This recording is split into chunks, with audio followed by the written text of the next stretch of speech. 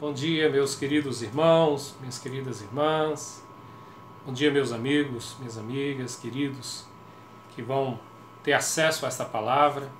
E eu espero que essa palavra edifique o seu coração, encoraje, lhe fortaleça para viver nesses dias maus, nesses dias de provações, nesse tempo que exige de nós fé, perseverança e valores sólidos, fundamentos sólidos. Que Deus abençoe o seu dia e lhe fortaleça. Quero compartilhar com você uma palavra que está no Evangelho de Mateus, no capítulo 10, a partir do versículo 16 até o 33. Jesus está falando das bases, dos fundamentos ou das admoestações para que nós possamos compreender o nosso compromisso com Ele, o desafio de sermos missionais diante de um mundo hostil. Vamos ler. Diz assim a palavra do Senhor: Eis que eu vos envio como ovelhas para o meio de lobos. Sede, portanto, prudentes como as serpentes e simples como as pombas. E acautelai-vos dos homens, porque vos entregarão aos tribunais e vos açoitarão nas suas sinagogas. Por minha causa sereis levados à presença de governadores e de reis, para lhes servir de testemunho a ele e aos gentios.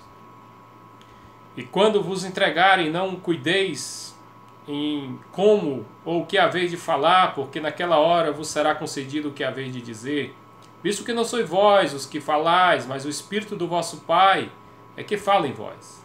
O irmão entregará à morte outro irmão, e o pai ao filho, filhos haverá, que se levantarão contra os progenitores e os matarão. Sereis odiados de todos por causa do meu nome.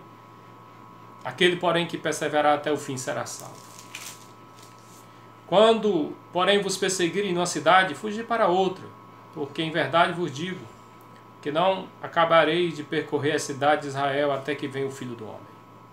O discípulo não está acima do seu mestre, nem o servo acima do seu senhor. Basta ao discípulo ser como seu mestre, e ao servo como seu senhor. Se chamar o Beelzebu ao dono da casa, quanto mais aos seus domésticos. Portanto, não os temais, não há nada encoberto que não venha a ser revelado, nem oculto que não venha a ser conhecido.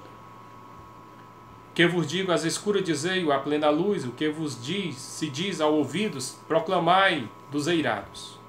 Não temais os que matam o corpo e não podem matar a alma, temei ante aquele que pode fazer perecer no inferno tanto a alma como o corpo.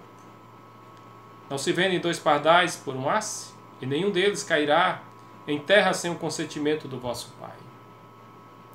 E quanto a vós outros, até o cabelo, todos da cabeça estão contados. Não temais, pois, bem mais valei vós do que muitos pardais.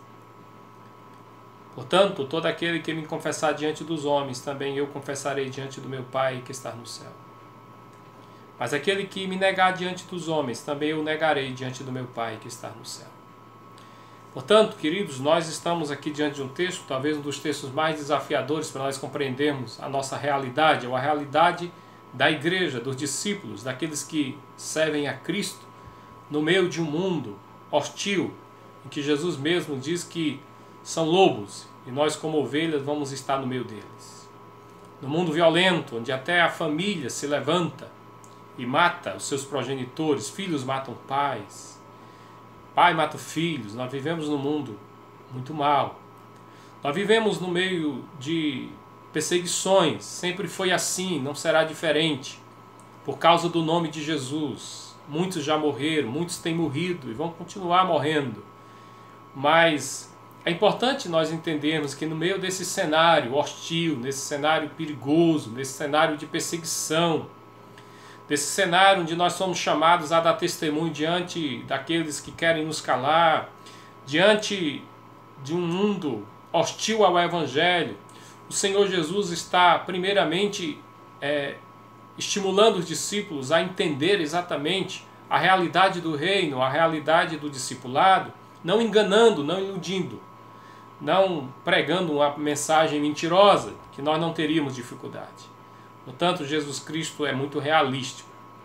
Jesus Cristo não engana. Jesus Cristo deixa muito claro que há dificuldade, mas o Senhor também coloca estímulos. E o Senhor coloca principalmente a realidade da salvação do reino de Deus como maior estímulo.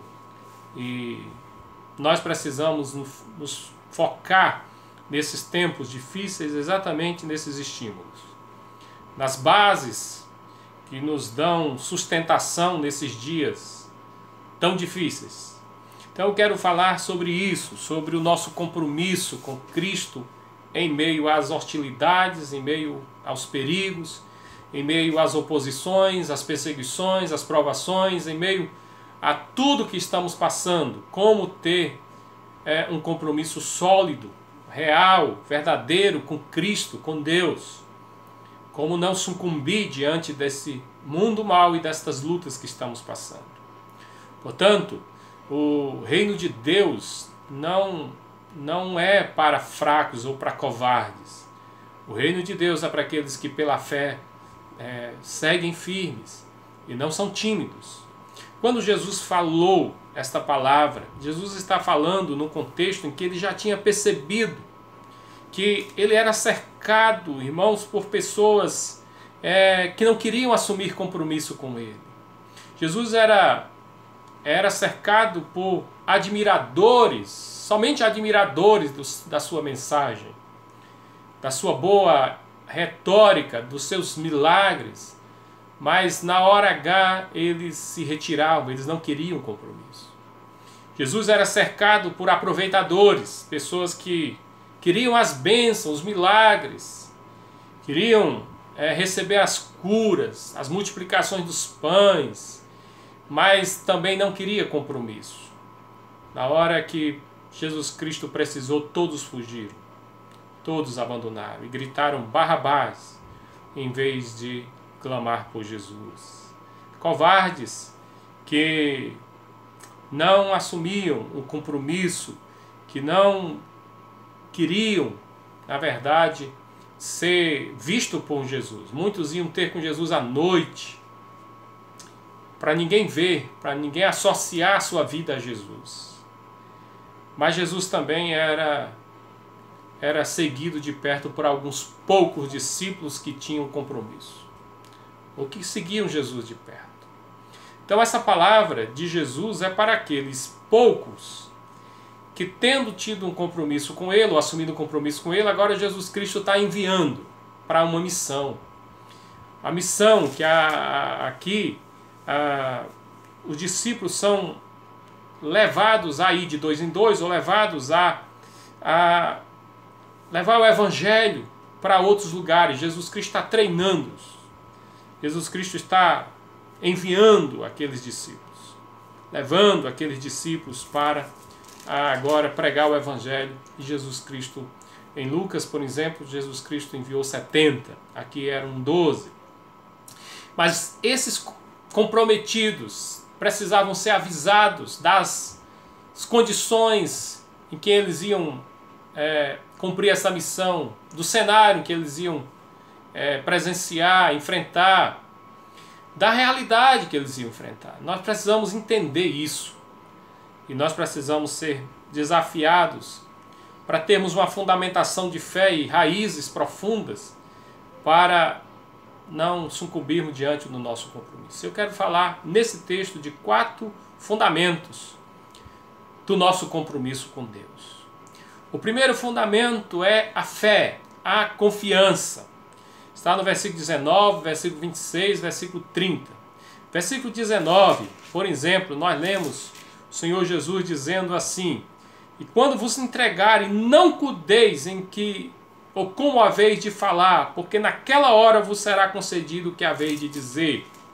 Versículo 26, Jesus diz: portanto, não temais, pois nada há encoberto que não venha a ser revelado, nem oculto que não venha a ser conhecido. Versículo 30 diz: e quanto a vós outros, até os cabelos todos da cabeça estão contados, não temais.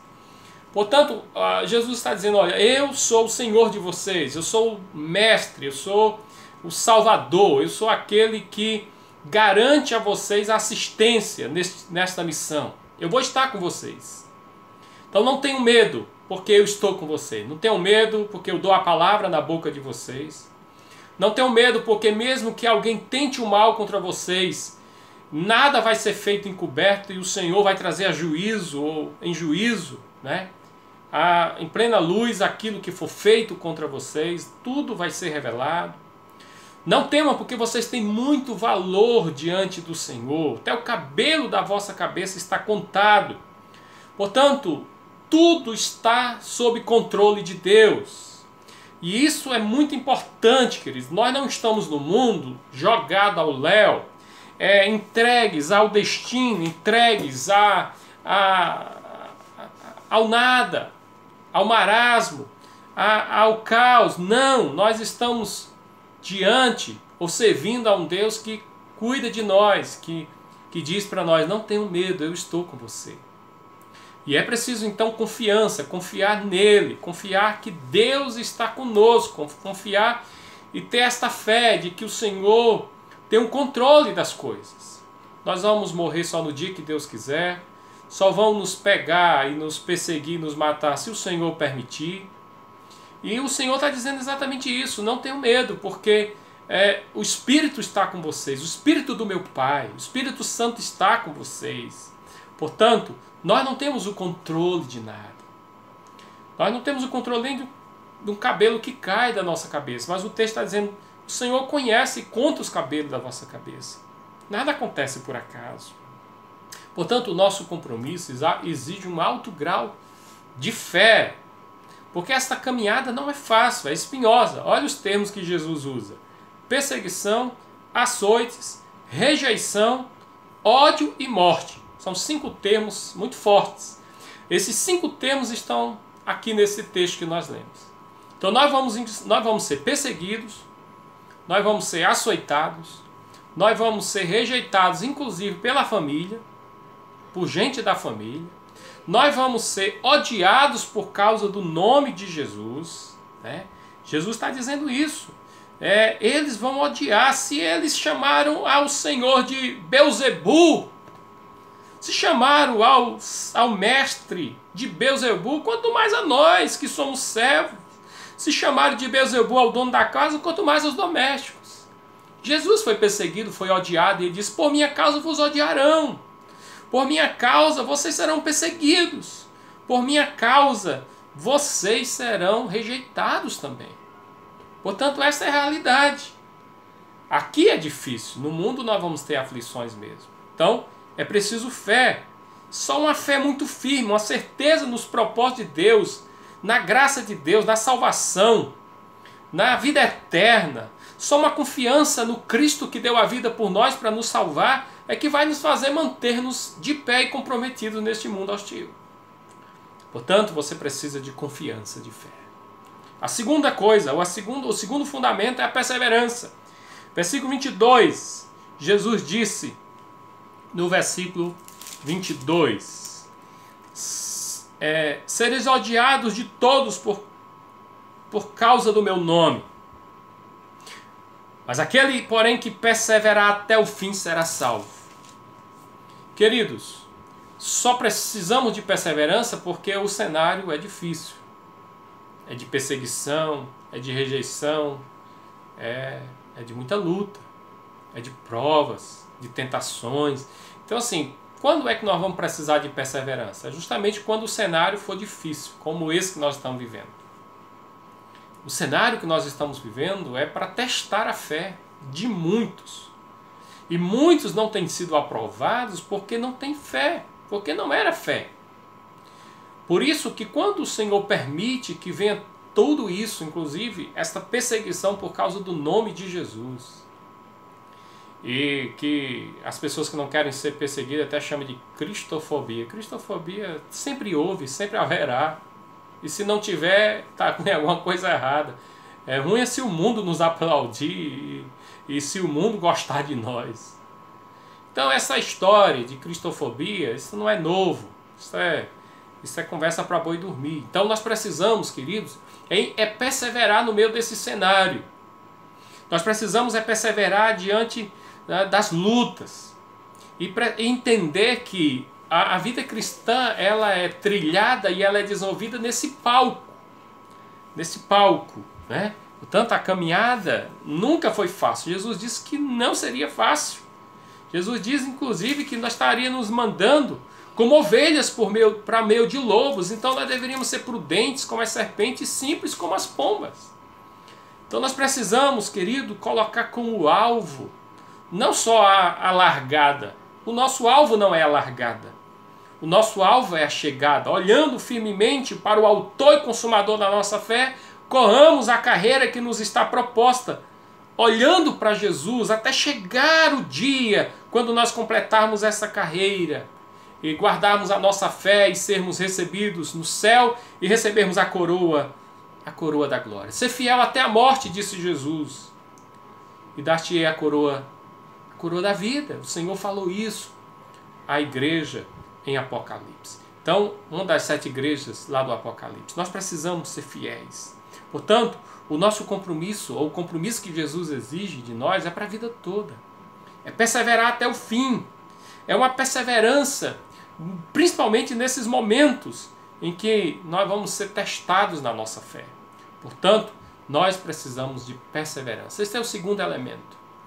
Fé, confiança, perseverança. Terceiro, uma visão correta de quem nós somos e de quem Deus é. E é importante isso, do versículo 24 ao 31, Jesus está dizendo exatamente isso. Quem você é neste mundo? Quem eu sou?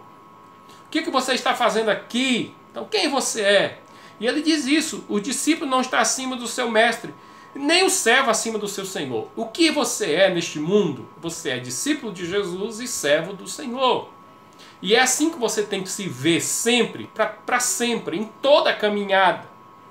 Portanto, o Senhor nos chamou para sermos exatamente isso. Basta você ser como o seu Senhor. E é difícil, né? Mas basta ser como o seu Senhor aqui nesse sentido, de rejeição, de perseguido, né? De até morto por causa do nome dele. Ora, se chamaram ele de Beelzebul, quanto mais é você. Se você tiver compromisso com os valores do reino, não estranhe as perseguições e as lutas. Então, se veja como um servo, como um discípulo de Jesus, né? Como um filho de Deus. Qual é o meu alvo? Jesus diz também que você tem que ter um alvo. Servir e buscar ser imitador de Cristo, né? E ele diz isso, basta o servo ser como o seu Senhor. Basta o discípulo ser como o seu mestre. O seu grande alvo é chegar a ser como Jesus. É absorver os valores que ele ensinou, até nós chegarmos à estatura desse varão perfeito, de sermos como Cristo. Esse é o grande desafio. E o que é esta vida para mim? Qual é a visão que você tem que ter? Então é o palco onde eu compro a minha vocação. Tudo é passageiro. Por isso, não vou me capturar diante dos que querem me obsequiar pelas seduções do mundo ou pelas intimidações. Vou seguir com fé, imbatível, sem medo. Foi para isso que Deus me chamou. E Ele diz isso. O que vos diga às alturas, dizei à plena luz. O que vos se diz ao ouvido, proclamai aos eirados. Não temo que mata o corpo, mas não podem matar a alma. Este mundo é um palco onde eu vou ser luz e sal, onde eu vou cumprir a minha vocação. Que mundo é esse que eu estou vivendo? É um mundo hostil mesmo. É um mundo onde eu corro o risco de morrer por causa de Jesus, como muitos já morreram. Mas eu tenho que entender que é o lugar onde eu vou cumprir a minha vocação, onde eu vou cumprir o ID que o Senhor Deus colocou diante de mim. E quem eu sou como homem? O texto diz, e quem são os homens que me cercam?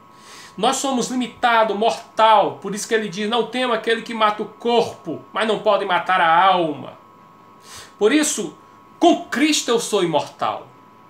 O homem é um corpo mortal, mas tem um Deus que tem o controle da vida. E ele diz, temam a Deus que pode fazer perecer no inferno tanto o corpo quanto a alma.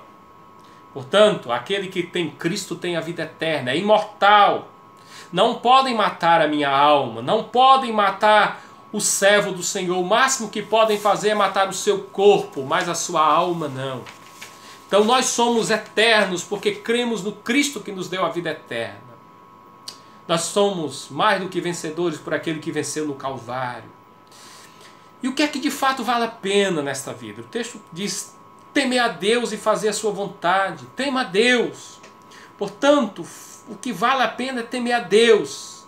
Não temais os que matam o corpo e não podem matar a alma. Temei antes aquele que pode fazer perecer no inferno tanto a alma como o corpo. Como está em Eclesiastes 12, 13, 14, o fim de tudo é: teme a Deus e faça a sua vontade, obedeça a sua vontade. Quem é Deus? Versículo 28 e 30. Deus é o Senhor da vida, da morte, do céu, do inferno, soberano que reina e que tem tudo sob o seu controle. Ele tem a chave do céu e do inferno, diz a palavra. Ele governa, cuida, determina, preserva. É a Ele que eu devo temor e adoração. Portanto, você quer ter compromisso com Deus, precisa ter a visão exata de quem você é, de quem Jesus é, de quem Deus é, de que mundo é esse que você está vivendo. Tenha a visão correta. E por último, o quarto fundamento do nosso compromisso com Deus é uma confissão pública, uma confissão sem nenhum medo, sem nenhum temor de assumir o compromisso com Cristo. Ele diz: portanto, todo aquele que me confessar diante dos homens, também eu confessarei diante do meu Pai que está no céu. Mas aquele que me negar diante dos homens, também eu negarei diante do meu Pai que está no céu. Portanto, queridos, o nosso compromisso com Deus inclui assumir um compromisso diante das pessoas, diante de governadores, diante dos gentios, diante daqueles que querem fazer nos calar, e assumir claramente em quem nós cremos, a quem nós servimos, quem é o nosso Senhor. Porque a confissão é um ato de fé, de posicionamento diante de outras coisas do mundo. Dizer sim a Cristo é dizer não para muitas outras coisas. Quando eu confesso que sou de Cristo, automaticamente eu estou dizendo não para um universo de coisas, de valores. E eu estou dizendo exatamente quem é meu Senhor. E o Senhor Jesus está dizendo isso justamente no contexto de perseguição. Porque os imperadores traziam os discípulos, levavam os discípulos à sua presença e exigiam que os discípulos dissessem quem era o Senhor.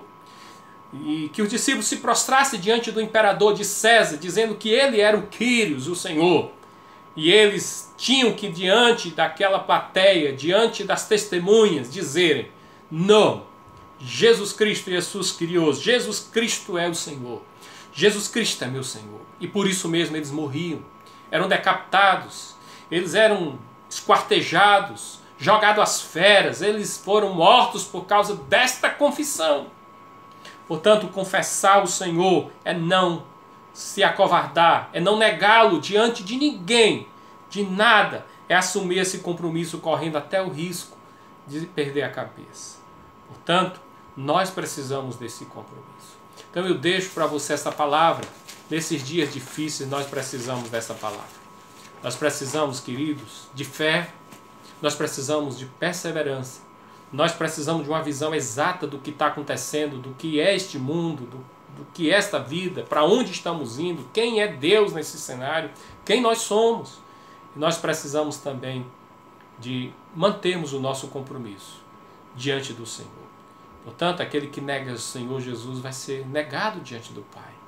Mas aquele que confessa, aquele que se mantém fiel até o fim, este será salvo. Que o Senhor te abençoe, te fortaleça, que você possa perseverar até o fim e enfrentar as lutas, as provações, o medo, as hostilidades, as rejeições, o ódio do mundo, sem perder de vista aquilo que está reservado no céu para aqueles que amam a Cristo. Que Deus te abençoe, que Deus te fortaleça, que Deus te sustente nesses dias, em nome de Jesus.